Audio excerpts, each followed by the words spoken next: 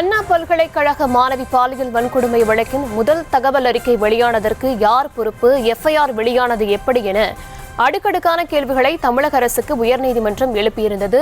இந்த நேரத்தில் இதற்கு தமிழக அரசு விளக்கத்தை கொடுத்திருக்கிறார்கள். ஆணிவேர் வரை சென்று இதற்கான விசாரணை நடத்தப்படும் என்று தமிழக அரசு சார்பில் உறுதியளிக்கப்பட்டிருக்கிறது.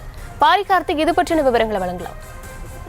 அதாவது முதல் முறையாக அந்த எஃப்ஐஆர் எப்படி வெளியானது என்பதை தான் தற்போது நீதிமன்றம் கடுமையாக கேள்வியாக கேட்டு வருகிறார்கள். இந்த எஃப்ஐஆர் எப்படி வெளியானது, எஃப்ஐஆர் வெளியிடுவதற்கு காரணமாக இருந்தவர்கள் மீது எடுக்கப்பட்ட நடவடிக்கைகள் என்ன என்பது குறித்தும் தற்போது கேள்வியாக கேட்டிருக்கிறார்கள்.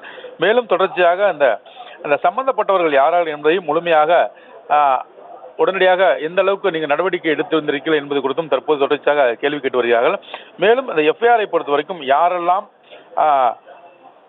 பதிவிறக்கம் செய்கிறார்களோ என கண்டுபிடிக்க வசதி இருந்தும் ஏன் இப்போது வரையும் அந்த குற்றவாளிகளை கண்டுபிடிக்கவில்லை என்றும் நீதிபதிகள் கேள்வி கேட்டிருக்கிறார்கள். அதாவது இந்த எஃப்ஐஆரை இணையதளத்திலிருந்து பதிவிறக்கம் செய்வர்கள் யார் என்பதை எளிதாக கண்டுபிடித்து விடலாம். அப்படி இருக்கும் பொழுது யாரெல்லாம் பதிவிறக்கம் செய்கிறார்கள் என கண்டுபிடிக்க வசதி இருந்தும் ஏன் குற்றவாளிகளை தற்போது வரை பிடிக்க முடியவில்லை என்ற நீதிபதிகள் கேட்ட கேள்விக்கு தான் அரசின் சார்பில் இத்தகைய பதிலானது கொடுக்கப்பட்டிருக்கிறது. அந்த பதிலின் அடிப்படையில் தான் சம்பந்தப்பட்டவர்கள் உடனடியாக கைது செய்யப்படுவார்கள், விசாரணை நடைபெற்று வருகிறது என்று தற்போது தெரிவித்திருக்கிறார்கள். மேலும் தொடர்ச்சியாக அந்த விசாரணை நிலுவையில் இருக்கும் பொழுது காவல்துறை தரப்பில் எஃப்ஐஆர் கசியப்படவில்லை என்று அரசு எப்படி உறுதியாக கூற முடியும் என்றும் இந்த இரு பெரும் கேள்விகளையும் முன்வைத்தார்கள். குறிப்பாக இந்த விசாரணை நிலுவையில் இருக்கும் பொழுது